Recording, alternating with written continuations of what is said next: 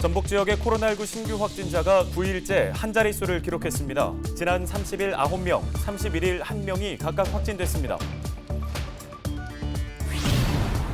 김제한 건설 폐기물 처리장 근처에 야적장 조성을 반대하는 주민들의 목소리가 높아지고 있습니다.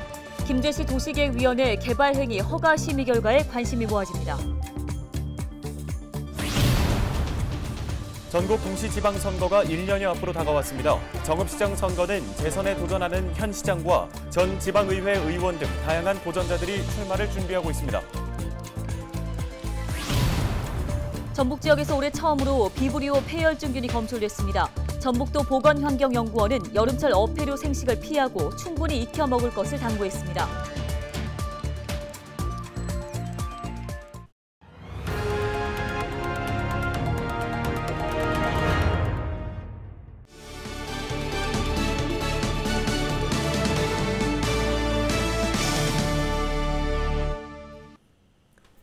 시청자 여러분 안녕하십니까? 헬로티비 뉴스입니다.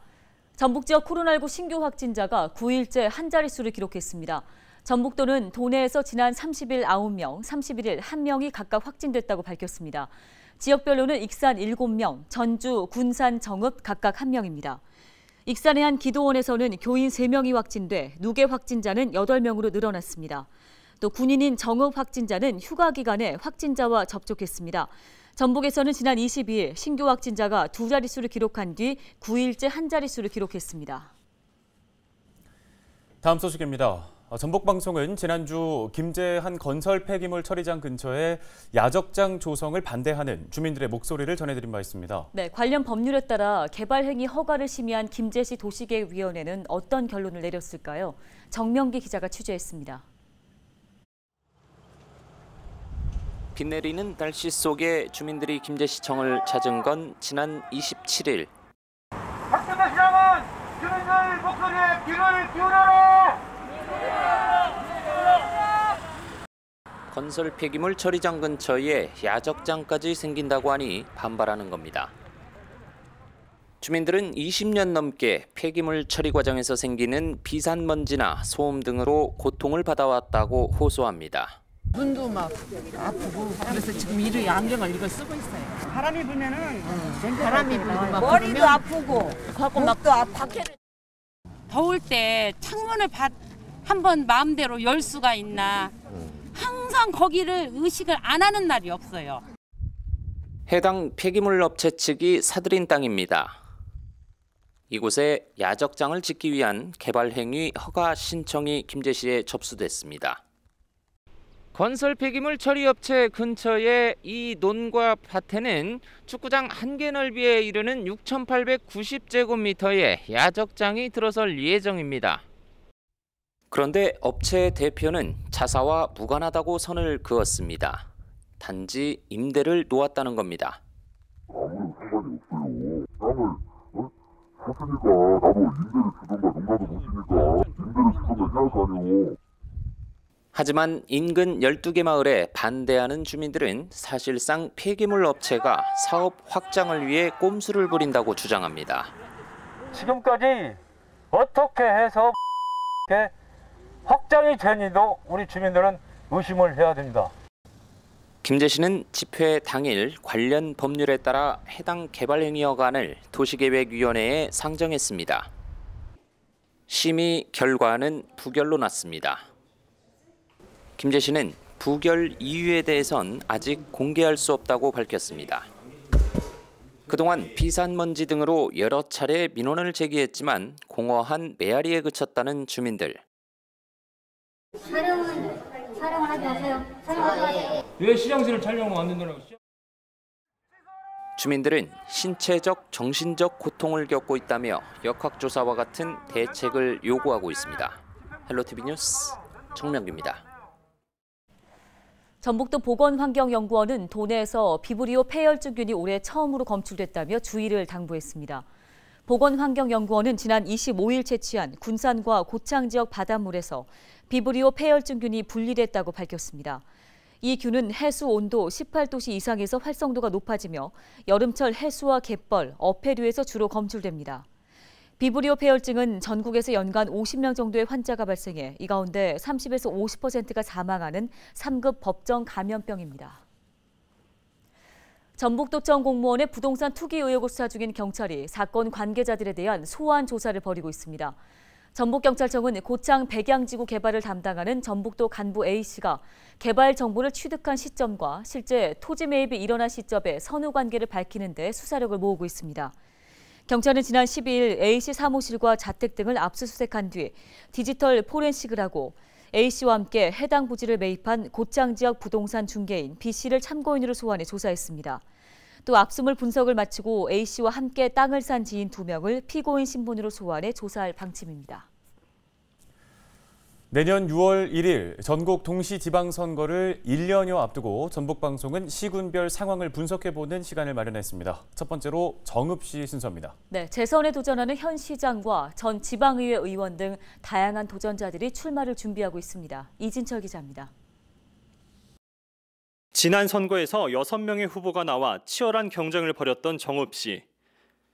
최근 치러진 5번의 선거에서 득표율 과반을 넘어선 당선된 후보자가 없을 정도로 경쟁이 치열했습니다. 민주당 후보와 무소속 후보의 대결이 이어져 왔습니다. 하지만 민선 5기부터 7기까지 민주당 계열 후보자가 연이어 당선되면서 내년 선거에서도 민주당 후보가 유리할 것이란 예측이 나오고 있습니다. 현재까지 재선에 성공한 시장은 2명이었고 3선에 성공한 후보자는 없었습니다. 내년 민선 8기 지방선거를 1년여 앞두고 여러 후보들이 하마평에 올랐습니다. 유력한 차기 시장 선거 후보로 떠오른 사람은 현역 프리미엄을 안고 있는 유진섭 정읍시장입니다. 아직까지 명확한 출마 의견을 밝히지 않았지만 정읍이 지역구인 김대중, 김철수 전북도 의원은 강력한 후보로 떠오르고 있습니다. 우천규, 정도진 전 정읍시 의장과 이학수 전 전북도 의원, 김민영 전 정읍 산림조합장과 한병옥 정의당 정읍시 위원장도 출마 의사를 밝혔습니다.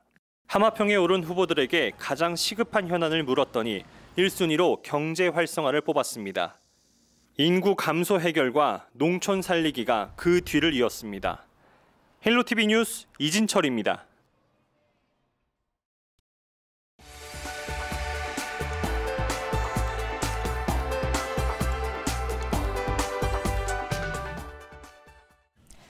새만금 해수유통 추진 공동행동은 새만금 농생명용지 309 매립공사를 멈추고 생태환경용지로 전환하라고 촉구했습니다.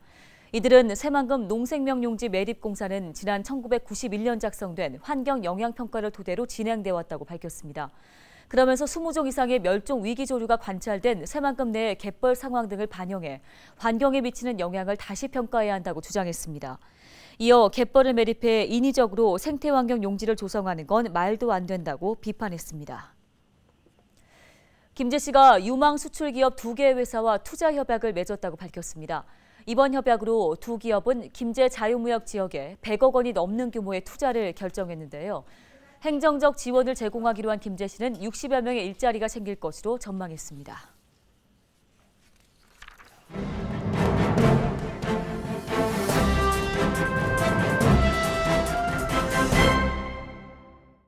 AI 아나운서가 전해드리는 신문 브리핑 전북일보 기사입니다. 전북혁신도시 이전 공공기관이 지방은행을 철저히 외면하면서 지역 균형 발전과 상생이라는 혁신도시 조성 취지가 무색하다고 지적이 나오고 있습니다. 지난 2013년부터 지방자치 인재개발원을 시작으로 12개 기관이 이전을 마쳤는데요. 전북혁신도시가 조성된 지 10년이 다 돼가고 있지만 지방은행의 수신을 맡긴 기관은 단 3곳에 불과하고 그 규모 또한 미미한 수준에 그치고 있습니다. 전북혁신도시 이전 기관들에 따르면 현재까지 전북혁신도시로 이전이 완료된 공공기관 중 지방은행인 전북은행과 거래하고 있는 곳은 단 3곳뿐인 것으로 나타났습니다. 국민연금공단이 극히 일부 수신을 전북은행에 맡기고 있고 농촌진흥청과 한국전기안전공사도 수신을 예치하고 있지만 그 규모는 제로나 다름없는데요. 이외 이전 기관인 한국식품연구원, 한국출판문화산업진흥원, 한국농수산대학, 한국국토정보공사, 지방자치인재개발원의 지방은행 거래 실적은 전혀 없습니다. 지방은행은 시중은행보다 규모가 작고 금리 경쟁력이 낮아 지자체 금고 선정은 물론 혁신도시 이전기관과의 거래에도 불리한 조건을 갖고 있습니다. 특히 이전기관마다 지방은행 우대 등을 고려하지 않고 매년 수립하고 있는 지역발전계획에 관련 거래 실적을 포함하지 않아 지방은행은 철저히 외면받을 수밖에 없는 실정입니다. 이처럼 이전기관의 시중은행 중심거래는 막대한 예산과 수익금이 지역 외로 빠져나가는 결과를 초래하게 돼 혁신도시 조성의 미가 반감되고 있습니다. 이런 가운데 국회 산업통상자원 중소벤처기업위원회 소속 양금희 국민의힘 의원이 혁신도시에 이전한 공공기관이 해당 지역의 금융기관 및 지역경제 활성화를 제고하기 위한 혁신도시 조성 및 발전에 관한 특별법 개정안을 지난 3일 발의했습니다. 개정안은 혁신도시 이전 공공기관이 수립하는 지역발전 필요계획에 지방은행에 대한 여유자금의 예치 실적에 관한 사항을 포함시켜 이전 공공기관의 지역발전에 대한 기여를 높이고 지방은행이 갖는 한계점을 일부 극복할 수 있도록 했습니다. 지금까지 AI 아나운서가 전해드리는 신문 브리핑이었습니다. 남원 지역 시민단체들이 남원시가 진행하고 있는 춘향영정 연구용역 중단을 촉구했습니다. 남원 지역 시민단체들로 구성된 최초 춘향영정 복위 추진 시민연대는 31일 남원시청 앞에서 집회를 갖고 최근 남원시가 진행하고 있는 춘향영정 연구 용역이 부적절하게 진행되고 있다고 밝혔습니다. 이들은 남원시의 연구 용역 고증 과업 지시를 미술사와 복식사로 한정해 역사성과 상징성이 결여됐다고 주장했습니다. 남원시는 친일 작가 논란이 제기된 기존 춘향영정 철거 후 새로 봉안할 춘향영정 작품의 정당성 확보를 위한 학술 연구 용역을 진행하고 있습니다. 정읍의 한 교차로에서 한 차량이 주차된 차량 5대를 들이받은 사고가 발생했습니다. 31일 오후 2시 30분쯤 정읍시 초산로 인근 교차로에서 샘골 시장으로 향하던 승용차가 반대 차선에 주차돼 있던 차량 5대를 들이받았습니다. 이 사고로 차량 5대가 파손되는 등 재산상의 손실만 발생했습니다. 경찰은 가해 운전자가 교차로에서 운전 미숙으로 가속 페달을 밟아 사고가 발생한 것으로 추정하고 정확한 사고의 원인을 조사하고 있습니다. 정읍시가 오는 7월부터 출산 축하금 지원 규모를 확대하기로 했습니다. 정읍시는 첫째 아이를 낳으면 30만 원, 둘째 100만 원, 셋째 300만 원이었던 기존의 축하금을 첫째는 200만 원, 둘째 300만 원, 셋째는 500만 원으로 확대해 지급한다고 밝혔습니다. 지원 조건은 신생아 출생일 기준으로 부모 중 1명이 1년 이상 정읍시에 주민등록을 두고 거주하고 있어야 합니다. 출산 축하금 신청은 읍면동 주민센터에서 할 수 있습니다.